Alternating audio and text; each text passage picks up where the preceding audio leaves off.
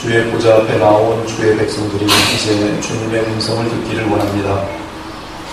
주께서 친히 섭리와 주의 성령으로 역사하셔서 준비하여 주신 말씀이 순결하고 온전하게 주님의 백성의 그 밭에 떨어져서 복토와 복음이 만날 때 100배, 60배, 30배 결실을 주께서 말씀하여 주셨으니 이 말씀을 진심으로 믿음으로 받는 모든 영혼들에게 그 말씀의 능력에 의한 삶의 변화들이 나타날 수 있도록 주의 복음의 말씀이 심겨질 수 있도록 성령께서 역사하여 주시옵소서.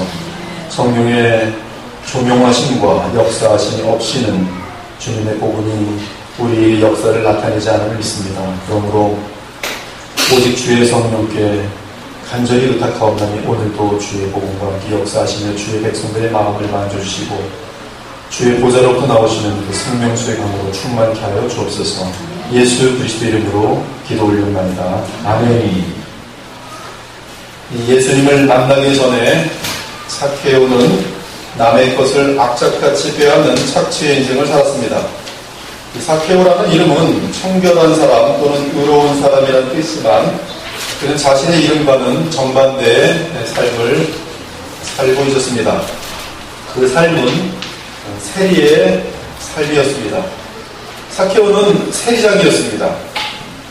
여리고의 세리장이었습니다.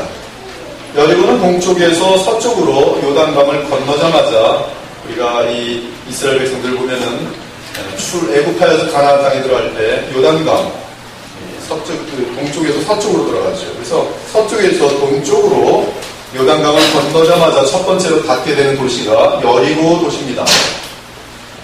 광야에 40년을 보낸 이스라엘 백성이 약속의 땅 가나안에 들어갈 때 요단강을 건너면서 처음 도착한 곳이 여리고 성이었습니다. 여리고는 요단강과 접한 도시였기에 누구든지 요단을 지나려면 여리고에서 통관세를 내야 했습니다. 특히 여리고를 지나는 모든 지나가는 사람들, 특히 장사꾼들은 이 삭개오에게 통관세를 낼 수밖에 없습니다. 당시 이 세리장은 로마의 막강한 공권력을 등에 업고 있었기 때문에 자기 마음대로 세율을 조정하며 착취할 수 있었습니다. 이 과정에서 세리들과 세리장들은 엄청난 부를 축적할 수 있었습니다. 본문은 삭개오를 부자라고 소개합니다. 그 당시 배경에서 볼 때 이 부자 삭개오는 가난하고 쪼들리는 평민들을 대상으로 로마 편에 서서 세금을 거두는 허가받은 도둑이나 다를 바가 없습니다. 그러니 이스라엘 백성들이 얼마나 그를 싫어했겠습니까? 이스라엘 백성들이 볼 때는 이 삭개오는 가장 파렴치한 매국노이며 자기 동족의 피를 빨아먹는 기생충과 같은 존재였습니다. 그러한 미움과 멸시의 대상이 세리장 삭개오였던 것입니다. 그런데 예수님은 삭개오를 구원하기 위해 여리고에 오셨습니다. 예수님의 움직임은 언제나 구원을 목적으로 하는 것을 정확히 볼 수 있습니다. 그리고 삭개오 사건을 배경으로 하여 주께서 선포하는 진리는 오늘의 결론은 인자가 온 것은 잃어버린 자를 찾아 구원하려 함이니라고 말씀하셨습니다. 즉 삭개오를 오늘 만난 이 모든 목적들은 인자가 온 것은 잃어버린 자를 찾아 구원하려 하는 그 모습을 알려주기 위함입니다. 1절을 보니 예수님께서는 아버지께서 맡기신 사명을 이루시기 위해 예루살렘으로 향하시지만 가는 도중에 삭개오를 구원하시기 위해 여리고를 지나셨습니다. 3절을 보니 이때 예수께서 지나가신다는 소문을 들은 삭개오는 예수님이 어떠한 사람인가 하여 보고자 했습니다. 어떠한 사람인가 하여 보고자 했어요. 이 표현은 삭개오가 예수님을 보고 싶어한 이유가 호기심이었음을 말해줍니다. 어떠한 사람이었는가? 도대체 소문나 있는 그 예수는 누군가? 호기심이 발동했습니다. 삭개오는 이미 예수님에 대한 소문을 들었을 것입니다. 특히 여리고성 근처에서 얼마 전 소경에 눈을 열어준 사건은 이 여리고에 사는 사람이라면 모르는 사람이 없었습니다. 삭개오는 예수님이 어떤 분인지 궁금해서 보고 싶었습니다. 이제 여리고에 들어오신 예수님은 많은 군중들에 의해 둘러싸이십니다. 그 많은 군중들 틈에서 사람들에게 왕따가 되어 있는 삭개오는 예수님을 더욱 보고 싶어 했습니다. 그러나 삭개오는 키가 작고 사람이 많아서 예수님을 만날 수 없었습니다. 그럼에도 사케오는 참으로 주님을 보고 싶어 했습니다. 그래서 사람들이 많던 자신의 키가 작던 상관없이 주님을 보고자 했습니다. 주변을 둘러보니까 이 돌무화과 나무, 과거에는 뽕나무라고 얘기했는데 돌무화과 나무가 있었습니다. 그래서 그리로 달려가 돌무화과 나무에 올라갔습니다. 어린이도 아닌 어른이 뽕나무에 오른 모습을 상상해 보시기 바랍니다. 키가 작은 사람이 또 배도 아마 나왔을 것 같아요. 뽕나무에 올라가 있는 그 모습을 그려보시기 바랍니다. 주님을 보고자 하는 사케오의 마음은 자기 체면에 상관하지 않았습니다. 주님을 보고 싶은 갈망은 사람들의 시선에 개의치 않았습니다. 그는 단지 주님을 보고 싶어 했습니다. 또 만나고 싶었습니다. 마침내 예수님께서 그 돌무화과 나무를 지나십니다. 그때 주께서는 돌무화과 나무에 있는 이 사케오를 바라보시고 말씀하십니다. 사케오야, 속히 내려오라. 내가 오늘 네 집에 유하여야겠다. 이 본문의 관심은 예수님의 초자연적인 기적보다 예수님과 사케오의 인격적 교제에 초점을 맞추고 있습니다. 특히 사케오와 예수님의 인격적 만남은 예수님께서 그에게 먼저 말을 건네시면서 인격적인 관계가 시작된 것을 발견할 수 있습니다. 물론 사케오도 나름대로 돌무화과 나무까지 올라가며 주님을 보고 싶어하는 마음을 보였지만 그러나 호기심이 큰 부분이었고 진정한 의미에서 예수님과의 교제는 예수님의 말씀으로부터 시작되고 있습니다. 즉 주께서 사케오의 집에 머물겠다고 제안하심으로 말미암아 사케오와 예수님의 인격적인 교제는 시작되는 것입니다. 사랑하는 여러분, 주 예수 그리스도와 우리가 인격적인 교제가 있기 전에 반드시 주께서 먼저 말씀을 통해 손을 내미십니다. 예수께서는 말씀을 통해 여러분에게 인격적인 교제의 손을 먼저 내미십니다. 오늘 이 예배도 마찬가지입니다. 아직 혹시 주님과 인격적인 교제에 들어가지 못한 분들이 계시다면 주께서는 오늘도 이 예배의 말씀을 통해 교제의 손을 내미십니다. 그분이 손을 내미시면 언제나 우리 인간들이 주님과 교제할 수 있게 되는 것이, 사랑은 여기 있으니 우리가 하나님을 사랑하는 것이 아니라 하나님이 우리를 사랑하사 우리 죄를 속하기 위하여 화목제물로 그 아들을 보내셨습니다. 예수님의 이 제안 또한 라오디게아 교회를 향하신 볼지어다 내가 문 밖에 서서 두드리노니 누구든지 내 음성을 듣고 문을 열면 내가 그에게로 들어가 그와 더불어 먹고 그는 나와 더불어 먹으리라는 음성을 기억나게 합니다. 이때 사케오의 반응이 가장 중요합니다. 6절을 보니 사케오가 이 돌무화과 나무에 있다가 뽕나무에 있다가 급히 내려와 즐거워하며 영접하거늘 그는 주 예수 그리스도께서 먼저 말씀하시며 손을 내미시자 급히 내려와 즐거워하며 주를 영접하였습니다. 이는 주 예수 그리스도와의 교제가 사케오에게 이루어지는 순간입니다. 사케오는 지금 예수님과의 교제를 소중히 여기고 있습니다. 즐거운 일로 여기고 있습니다. 그의 마음속에 예수님과의 만남을 상당히 소중히 여기고 즐거워하고 있으니 그의 행동에서 지금 나타나고 있는 순간입니다. 제가 볼 때도 구원을 놓치는 사람들의 특징은 이 그리스도를 반가워하지 않아요. 그러나 구원을 얻는 사람들의 특징은 그리스도를 반가워합니다. 이 구원을 놓치는 사람들의 특징은 그리스도께 관심도 없고 나아가 주님께서 말씀으로 손을 내미셔도 즐겁게 영접하지 않습니다. 즉 주 예수님이 그들의 인생에서는 하나도 중요하지 않은 것이, 사도 요한은 진리를 말합니다. 참 빛 곧 세상에 와서 각 사람에게 비추는 빛이 있었나니 그가 세상에 계셨으며 세상은 그로 말미암아 지은 바 되었으되 세상이 그를 알지 못하였고 자기 땅에 오매 자기 백성이 영접하지 아니하였으나 영접하는 자 곧 그 이름을 믿는 자들에게는 하나님의 자녀가 되는 권세를 주셨으니 이는 혈통으로나 육정으로나 사람의 뜻으로 나지 아니하고 오직 하나님께로부터 난 자들입니다. 놀라운 것은 오늘 이 사도 요한이 말한 이 영접과 지금 사케오의 사건 속에서 나타난 가장 중요한 단어인 영접이 겹치고 있다는 사실입니다. 성경이 말하는 영접이란 주인으로 모신다는 뜻입니다. 결혼 서약처럼 언약 가운데 그분과의 관계를 맺는 것이 영접입니다. 주인과 소유물의 관계로 주님을 내 마음과 삶에 보시고 또한 남편과 아내와 같은 사랑의 언약을 맺어 그분과 동행한다는 뜻이 바로 이 영접입니다. 즉 남편으로 모신다는 뜻이 주인으로 모시고 그분의 종이 되겠다는 뜻입니다. 최고로 중요한 대상이라는 뜻입니다. 수단이 아니라 그분을 나의 목적으로 삼겠다는 뜻이 그것이 영접입니다. 따라서 영접은 철저한 순종과 사랑이 따라오도록 되어 있습니다. 많은 사람들이 예수님을 이러한 진정한 의미에서 영접하지 않습니다. 이러한 의미에서 영접하지 않고 하고 있지도 않습니다. 어떤 사람은 교회에 회원가입한 것을 주님을 영접한 것인 줄로 착각합니다. 또 어떤 사람은 보험 가입하는 것처럼 감정이 뜨거울 때 예수님을 영접합니다. 그리고서 그걸로 끝이에요. 나는 과거에 언제 며칠 몇 시에 그분을 영접한 그런 체험이 있었어. 보험 가입하는 것처럼 영접하는 것을 영접인 줄 알고 있어요. 지금 예수님을 따르는 대부분의 군중들 이 진정한 의미에서 볼 때 예수님을 영접한 사람들이 아닙니다. 그래서 지금 예수님을 따르고 있지만 영접한 사람들이야. 성경이 말합니다.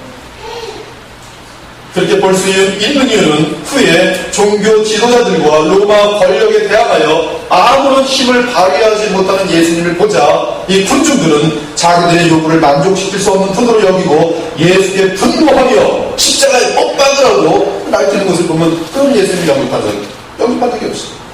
이 군중들에게는 예수님이 사랑의 대상이 아니었으며 끝까지 충성해야 할 주인이 아니었던 것입니다. 곧 영접하지 않은 것입니다. 그들에게 주 예수님은 삶의 목적이 아니라 단지 수단일 뿐이었어요. 예수 그리스도를 수단으로 삼아 친하게 지내는 것은 영접이 아닙니다. 그분이 목적인데요. 오늘 삭개오의 사건을 보면 이 사실을 정확하게 알 수 있습니다. 예수께서는 잃어버린 자 삭개오를 구원하시면서 영접이 무엇인지를 실제 사건을 통하여 우리에게 보여주고 있는 것이죠. 그리고 이러한 영접은 구원의 길뿐만 아니라 구원받은 가장 중요한 증거이기도 한 것입니다.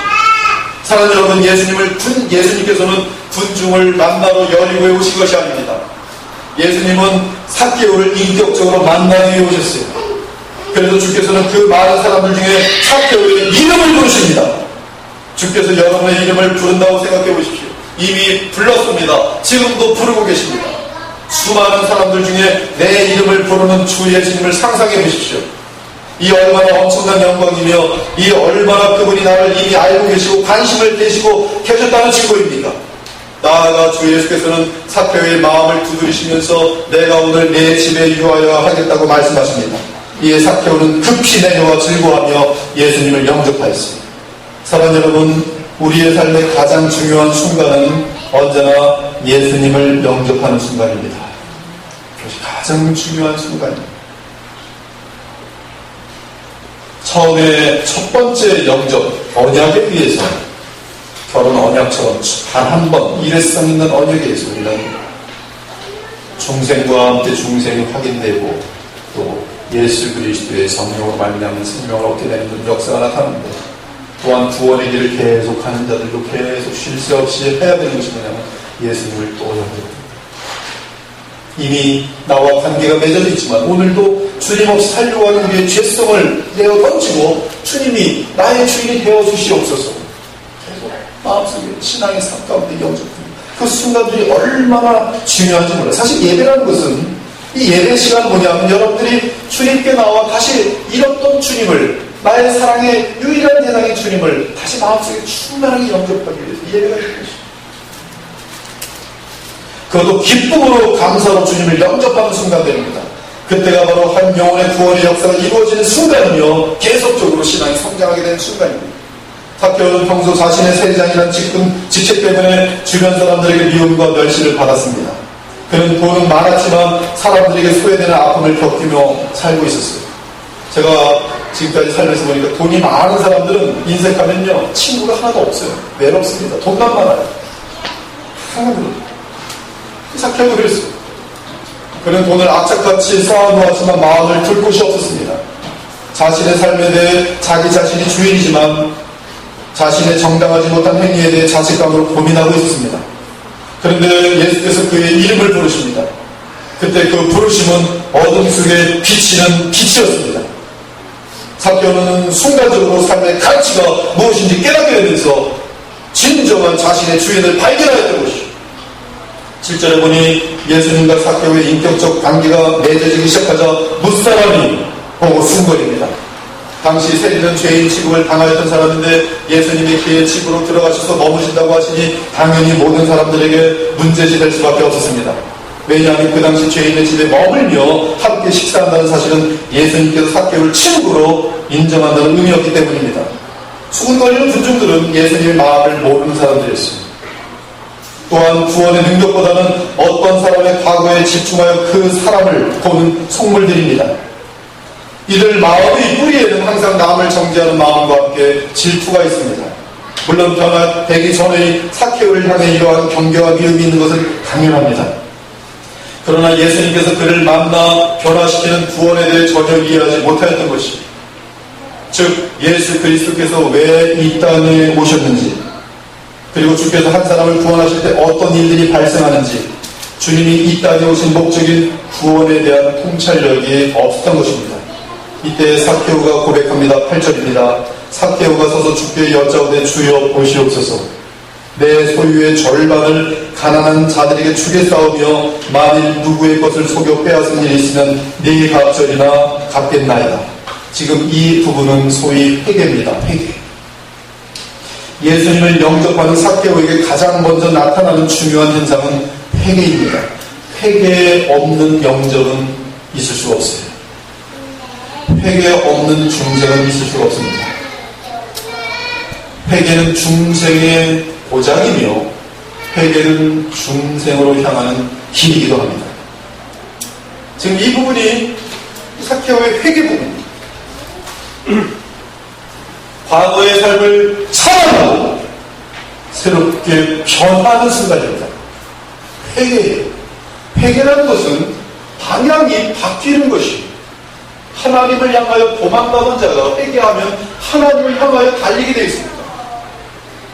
그 증거는 삶이에요. 과거의 삶을 차단하고 새롭게 변한 것입니다. 특히 회개에서 가장 중요한 증거는 가치관이에요. 가치관의 변화가 없는 것은 회개가 아닙니다. 저희 감정적으로 많이 울었어도 집에 갔는데 여전히 나의 인생에 가장 소중한 것은 권력이며 재물이며 인기며 자기 자랑이라면 그 사람은 회개한 사람이에요. 삭개오의 회개가 참된 회개로 증거되는 것은 이제 그에게는 돈보다, 지금까지 그에게는 돈이 전부였습니다. 지금 예수님을 영접함으로 말미암아 그의 인생은 돈이 아니라 예수 그리스도가 가장 중요하게 되었음을 분명하게 보여주고 있습니다. 곧 예수님이 수단이 아니라, 자기 욕심을 채우기 위한 수단이 아니라, 이제 참된 회개를 지나가게 되면 예수님은 나의 모든 것이 되신 것이죠. 나의 모든 것이. 즉 영접을 통해 예수님과 개인적인 참된 만남을 갖게 되면서 그의 가치관과 삶이 바뀌게 됐습니다. 이것이 예수님을 만난 자들에게 나타나는 절정적인 변화인 것이, 이것을 참된 회개의 열매이라고 말합니다. 이 사실을 우리에게 알도록 하기 위하여 주님께서 삭개오와의 만남을 성경에 기록하고 이것을 성경은 영접 또는 회개라고 지금 알려주었습니다. 8절에 보니 주여 보시옵소서. 삭개오는 예수님을 주로 부르고 있습니다. 이는 군중들이 부르는 호칭과 전혀 다른 마음속 깊은 곳에서 나오는 나의 주인이시여라는 호칭입니다. 삭개오가 부르는 그 주의 이 변화된 마음 가운데에서 퀴리오스, 나의 하나님, 나의 주여. 그 마음 자세는 이제는 내가 내 삶의 주인이 아니라 주인이 내 삶의, 주님께서 내 삶의 주인이 하듯이 나의 마음의 주인, 나의 가정의 주인, 나의 기업의 주인, 나의 인생의 주인, 주여. 그래서 우리가 로마서 10장에서 보면 구원에 대한 학생은 주로 부른 자, 예수 그리스도 주로 부른 자. 하나의 주로. 주께서 말씀하신 대로 모든 순종하겠다고 하십니다. 군중들도 예수님을 주로 부릅니다. 그러나 순종하지 않았습니다. 가치관이 바뀌지 않았습니다. 구원을 이해하지 못했습니다. 그러나 삭개오에게는 구원이 임한 가운데 예수님을 주로 부르고 있습니다. 이제는 그의 삶의 주인은 오직 주 예수님이십니다. 내 소유의 절반을 가난한 자들에게 주겠사오며 삭개오는 이제 과거에 지은 죄악에 대해 정리하고 있습니다. 삭개오의 이러한 모습은 영생을 사모하여 예수님께로 나왔으면서도 내 모든 소유를 다 팔아 가난한 자들에게 나눠주라 했더니 근심하며 돌아간 부자 청년과 지금 굉장히 대조가 되고 있습니다. 한 청년은 예수님께 영생을 얻기 위해 나왔지만 그러나 가치관이 바뀌지 않았고 그의 마음이 바뀌지 않음으로 말미암아 근심하며 예수님으로부터 떨어져 멀리 나갔습니다. 그러나 오늘 삭개오는 예수님을 주라 인정하면서 그의 모든 소유들을 예수님을 위하여 정리합니다. 만일 누구의 것을 속여 빼앗은 일이 있으면 네 갑절이나 갚겠나이다. 그는 분명히 도색하며 착취하는 인생을 살아왔습니다. 그러나 지금 그는 세리장으로 인한 모든 착취의 죄악을 갚겠다는 것입니다. 여기서 우리는 또다시 회개의 참모습을 발견하게 됩니다. 회개는 죄에 대한 참회나 죄에 대한 단순한 고백에서 끝나는 것이 아니라 전격적으로 삶의 방향을 바꾸는 것이며 나아가 과거에 지은 죄악으로 인한 결과들을 회복시킬 수 있기 위해서 자신의 모든 최선을 다하면서 노력하는 것입니다. 이러한 관점에서 볼 때 사실 수많은 사람들이 교회를 통하여 예수님을 만난다고 하지만 정작 예수님을 구체적으로 만난 자들은 많지 않습니다. 그 이유는 예수님을 개인적으로 만난 사람에게는 삭개오에게 있었던 삶의 변화가 나타나기 때문인 것입니다. 곧 가치관의 변화가 나타나서 나머지 모든 것들은 나의 영원한 주인 되신 예수님을 위한 도구입니다.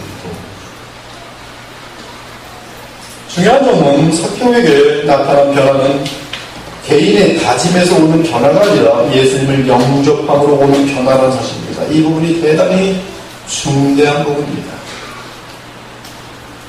이렇게 착하게 살아야지, 선한 삶을 살아야지, 이것이 회개가 아니라 지금 삭개오에게 나타난 이 변화는 예수님을 영접함으로 나타난 변화라는 사실입니다. 바울의 신앙에 의하면 오직 성령께서 사람의 마음에 역사하셔서 하늘의 기적을 나타낼 때에 회개의 변화가 나타나는 것입니다. 그러므로 우리에게는 다른 영혼을 위한 중보기도가 필요한 것입니다. 그 이유는 성령께서 그 영혼에 역사하실 때에야 참된 회개가 가능하기 때문입니다.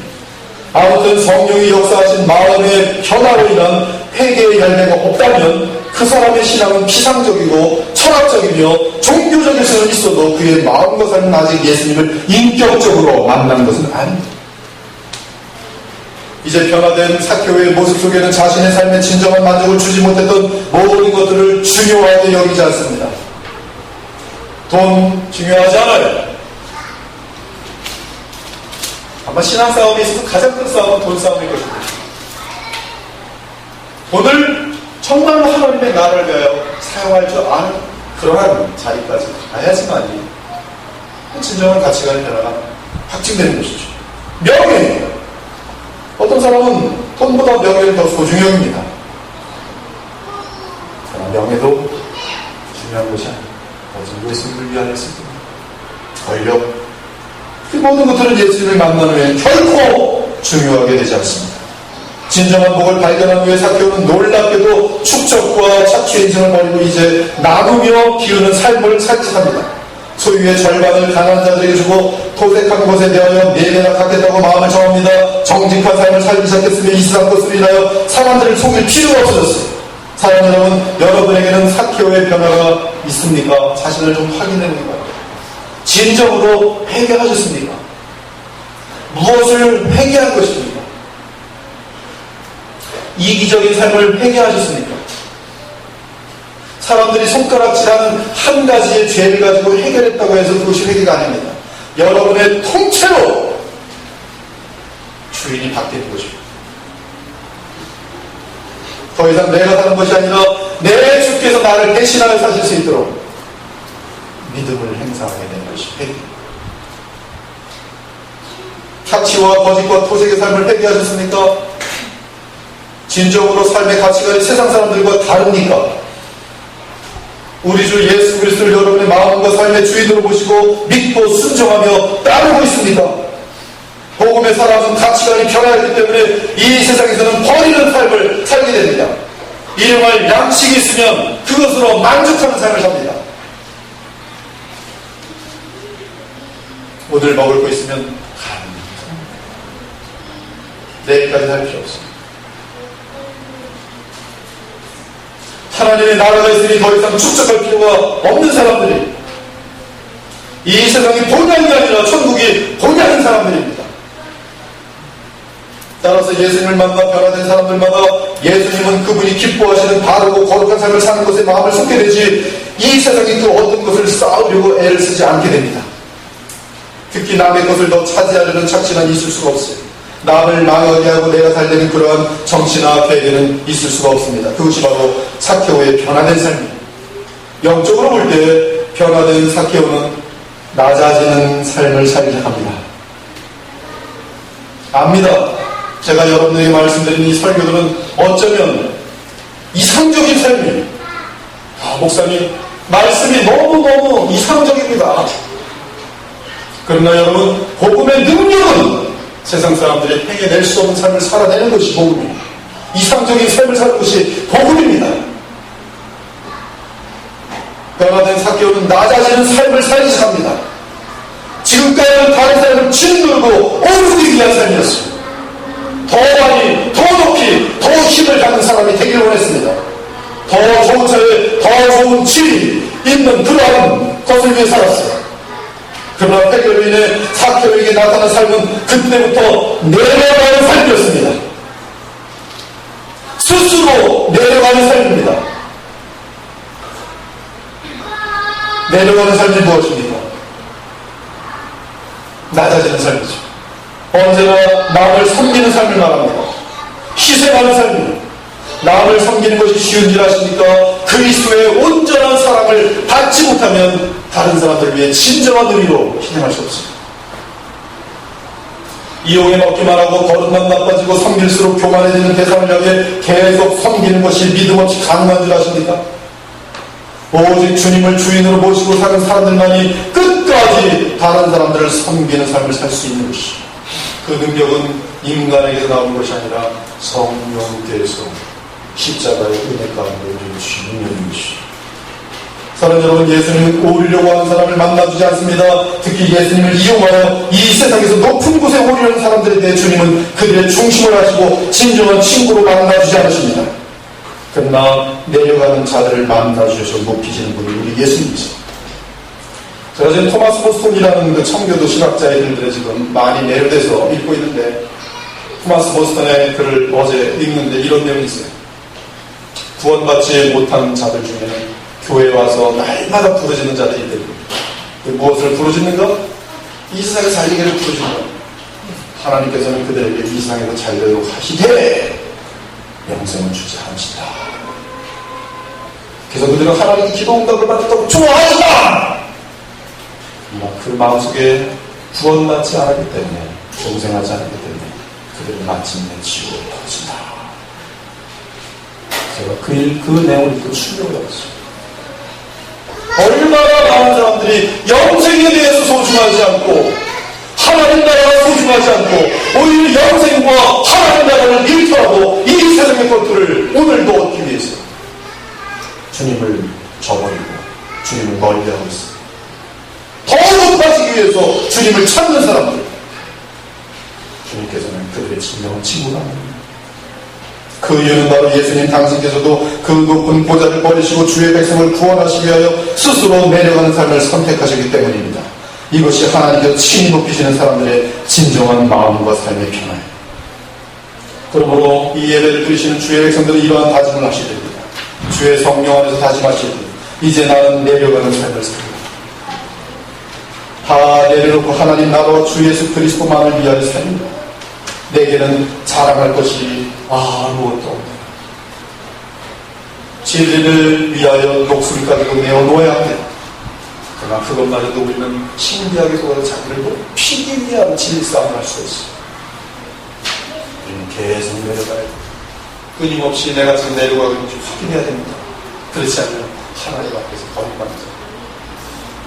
자신을 포기하고 내려가는 믿음을 가진 이러한 자들이 바로 예수님을 개인적으로 진정으로 만난 사람들의 변화입니다. 또한 삭개오의 회개한 마음에는 이웃을 고려하는 사람이 그 마음속에서 꿈틀거리며 살아났습니다. 물론 우리의 모든 수고는 궁극적으로 영원한 주의 나라와 우리 주 예수님을 위한 것이어야 합니다. 그런데 이러한 수고는 바로 그리스도의 이름으로 이웃에게 나누고 그들에게 베푸는 삶으로 나타나기 시작합니다. 작은 물질이라도, 작은 말 한마디라도, 보이지 않는 곳에서 간절한 기도라도 남들을 위한 사랑의 삶이 시작되는 것이죠. 이러한 사랑이 실천이 없는 자라면 아직도 예수님을 만난 적이 없는 사람입니다. 그러나 예수님을 만난 사람들은 예수님 때문에 이웃을 돌아보기 시작합니다. 그들의 영혼을 국밀히 여깁니다. 그들에게 하나님의 자비를 나타내기 시작합니다. 하나님의 자비를 베풀기 시작합니다. 하나님의 자비를 물질적으로도 베풀고 정신적으로 베풀고 여러 가지 면에서 정말 대화를 통해서도 베풀지만 그 궁극적인 목적은 그 영혼이 주님을 바라봐 영생을 얻도록 하는데 모든 목적이 있어요. 또는 예수님을 닮도록 하는데 모든 목적이 있어요. 이제 예수께서 선포하셨습니다. 오늘 구원이 이 집에 이르렀으니 이 사람도 아브라함의 자손이니라. 인정하고 무슨 잃어버린 자를 찾아 구원하려 함이니라. 언제 예수께서 구원을 확신하며 확인하여 주는 선포를 하십니까? 삭개오는 구원받은 자 언제 선포하셨습니까? 예수님의 구원 선포는 사람의 마음의 변화와 그 변화로 인한 삶의 열매가 나타날 때 그 열매를 보시고 선포하십니다. 주께서는 모든 천사들과 사람들 앞에서 삭개오 이 사람도 아브라함의 자손이니라 확증해 주셨습니다. 사회에서 배타적인 대접을 받아 다가온 삭개오를 예수님은 정정당당하게 한 형제로 인정하였습니다. 특히 삭개오를 믿음의 조상 아브라함의 자손이라고 선언함으로써 그야말로 참된 믿음의 소유자라는 사실을 강조하였습니다. 사랑하는 여러분, 오늘 우리는 멸망을 향하던 상실된 한 죄인이 어떻게 아브라함의 자손이 되는지를 보았습니다. 그 시작과 끝을 보았습니다. 삭개오는 주의 말씀을 듣고 그분을 영접함으로 회개의 마음을 갖게 되었고 회개함으로 가치가 바뀌면서 하나님과의 관계와 이웃과의 관계가 완전하게 바뀌게 되었습니다. 여러분은 하나님 앞에서 이런 영접과 회개를 하시고 있습니까? 하셨습니까? 하시겠습니까? 나의 하나님, 제가 하나님을 무시하며 살았으니 저는 지옥 심판에 합당한 존재입니다. 제가 주께만 범죄하여 주의 목전에 악을 행하였나이다. 회개의 본질은 하나님을 경외하지 않으며 하나님을 주로 삼지 않고 살아온 자신의 삶을 지옥에 합당하다고 인정하는 것입니다. 이러한 회개는 변명의 여지가 없습니다.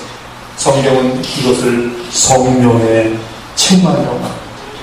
성령께서 가만히 잘 살고 있는 의인을 책망하십니다. 그 의인이 세상 사람들이 볼 때 의인이죠. 어느 날 자기가 하나님 앞에 벌어진 않도 못한 죄인입니다. 그 대표적인 인물이 누굽니까?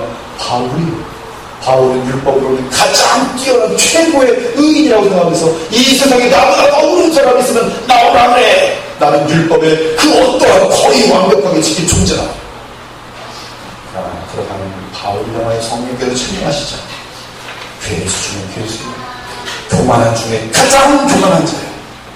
가장 자신의 의를 세우려고 하고 있는 그때에 하나님과 맞짱을 떠서 주님을 온전하게 믿는 겸손한 자들을 옥에 가두고 죽이기도 했던 자신을 발견합니다.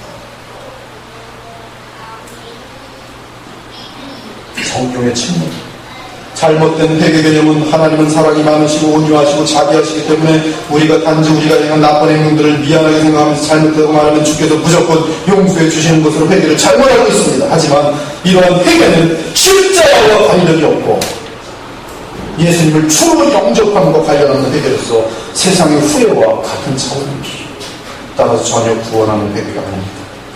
그러나 성령의 책망으로 인한 회개를 할 때는 나는 죄만 짓는 존재이며 따라서 나는 십자가형에 합당한 죄인이며 그러므로 아무런 소망이 내게 없다는 것을 인정하는 것입니다. 그 가운데 십자가에 죽으신 주 예수 그리스도를 통해 하나님의 사랑과 그 의미를 깨닫게 되면서 하나님의 거룩과 하나님의 사랑을 동시에 알게 됩니다.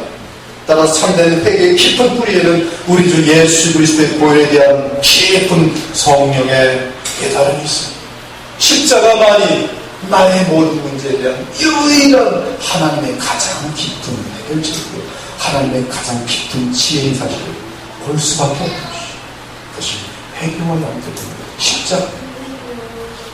그러므로 참회개는 십자가에 대한 깊은 감사합니다.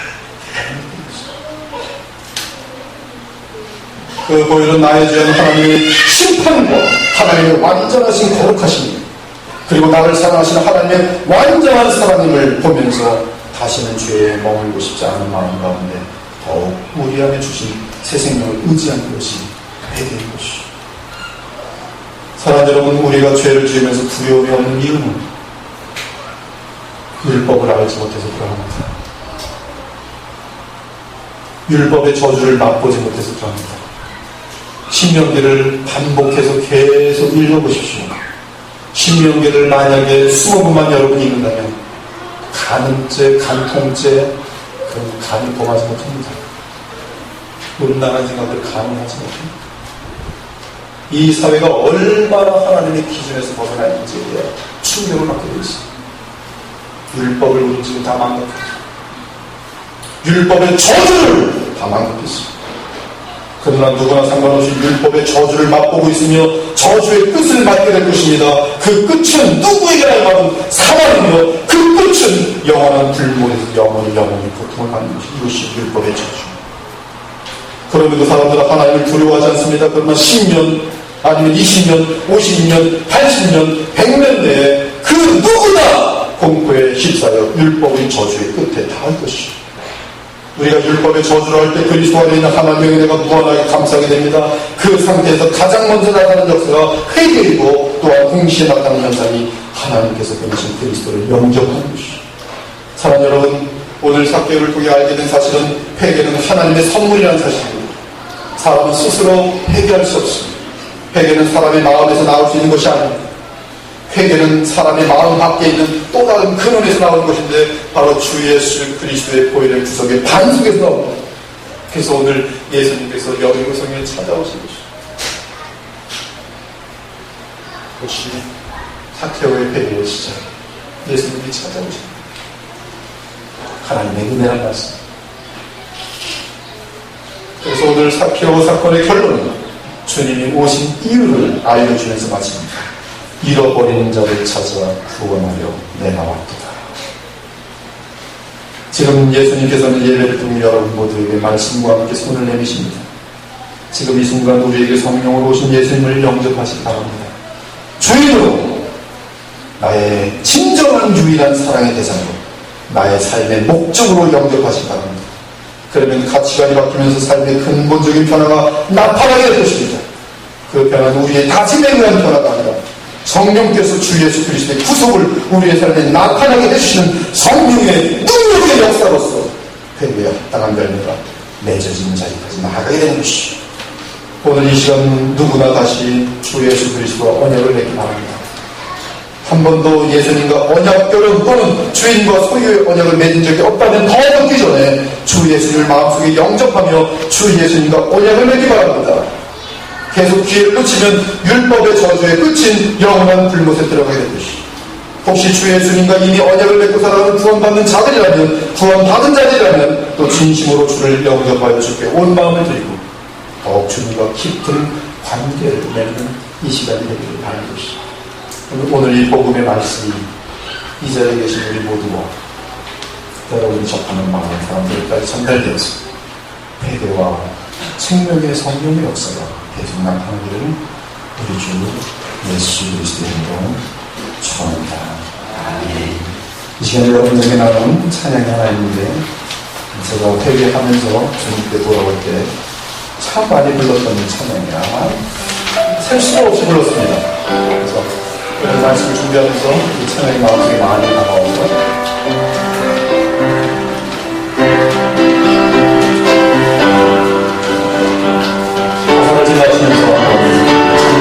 예수를 할 때, 예수를 할 때, 외롭지 않으며, 언제나 지켜주시,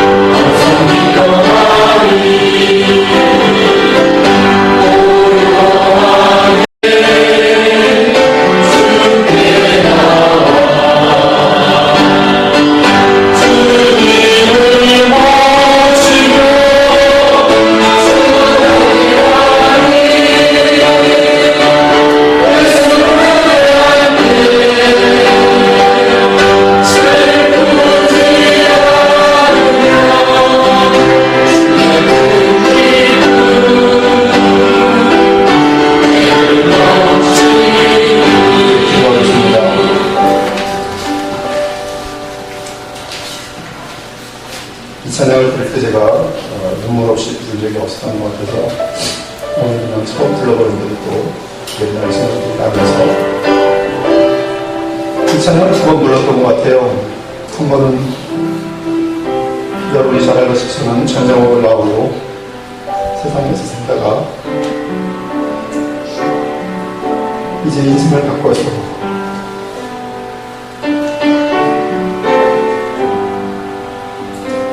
우리의 길을 가는데 길이 밝지는 않았습니다. 분명히 이게 외로운 길이고 두려운 길이고 슬픈 길이고 신학교에 처음 들어가서 모든 게 낯설고 모든 제대로 되지 않는 과연 졸업이나 할 수 있을까? 돈이 떨어지고 앞길은 막막할 때 그때 생각던 것이 이창입니다. 두 번째로 봤을 때는 지극한 교만 가운데 살다가 목회에 성공하려고 달려가다가 철저하게 하나님 앞에 수치와 부끄러움과 절망과 매를 맞으면서 그때도 부를 수 있었던 찬양이 이루어졌어요. 예수를 할 때 외롭지 않는 너의 인생이 인도하시 예수를 할 때 두렵지 않는 예수를 할 때 슬프지 않는 홀로 있을 때 나와 함께 하시는 주님. 오늘도 마찬가지입니다. 여러분들에게 거듭나는 걸 선포했지만 앞으로 이 한국교회에서 나아갈 길들이 결코 순탄한 길만이 아닐 것을 알고 있습니다. 그러나 그때도 유일한 길은 오직 예수밖에 없습니다. 이 시간에 여러분의 마음속에 오늘 주신 말씀들을 진정 회개했는지 세상을 살다가 예수를 믿는다는 하나의 액세서리를 붙인 것은 아니지. 평생 교회를 다녀도 그러한 상태로는 죽음이 무겁게 내가 속았구나, 내가 내 자신에게 속았구나, 지옥으로 떨어지는 것이. 오늘 사케오처럼 예수님 진심으로 영접하고 그분만이 나의 모든 것이 되게 하시고 더 이상 이 썩어진 세상을 위하여 달려가지고 살지 않는데 주님께서 여러분이 알지 못하는 비밀을 보여주시고 이 세상이 줄 수 없는 기쁨들과 평강과 확신을 주실 것이고 그러면 이 시간에 아직도 썩은 인생을 위하여 사는 사람이 있습니다. 분명히 세상으로부터 뒤통수를 맞아서 이것은 참으로 거짓말도 없고 화살뿐이 없고 아무런 가치가 없는 것이 철저히 깨닫게 됐듯이 만약 깨닫지 못한다면 버리는 받은 자입니다. 하나님의 자비를 지니 하나님은 절대로 그냥 두지 않습니다. 오직 하나님만을 주인으로 모시고 사는 그 자리까지 하나님 인도하시고 마실 것입니다. 이 시간에 우리의 모든 세상의 잘남들과 그 세상을 의지하는 마음들 우리 속에 불평들 다 회개하시고 참으로 우리 주 예수 그리스도 나를 위해 십자가에 죽기까지 나를 사랑하시는 그분을 위하여 또 그분을 보내신 하나님이 나를 찾아와 주신 그분의 사랑에 감동을 했습니다. 이제 주님만 한 분만으로 소원 삼고 그분 한 분만으로 나의 기쁨 삼으며 살아갈 것입니다. 오늘의 다짐은 오늘도 하기 바랍니다. 오늘 이 결단들도 다음으로 비운답니다. 우리 인생 가운데는 예수 그리스도의 생명의 모습들이 나타나지 않고 사케오에게 나타났던 그런 진정한 회개의 영접의 변화들이 나타나지 않을 것입니다. 하시는 것처럼 우리 하나님 이 자리에 충만히 받으십니다. 우리 주 예수 그리스도의 성령으로 충만히 받으십니다. 주님 앞에서 여러분 가장 깊은 곳에 보시니 주님 앞에서 기도하는 시간이 되기를 함께 기도하겠습니다.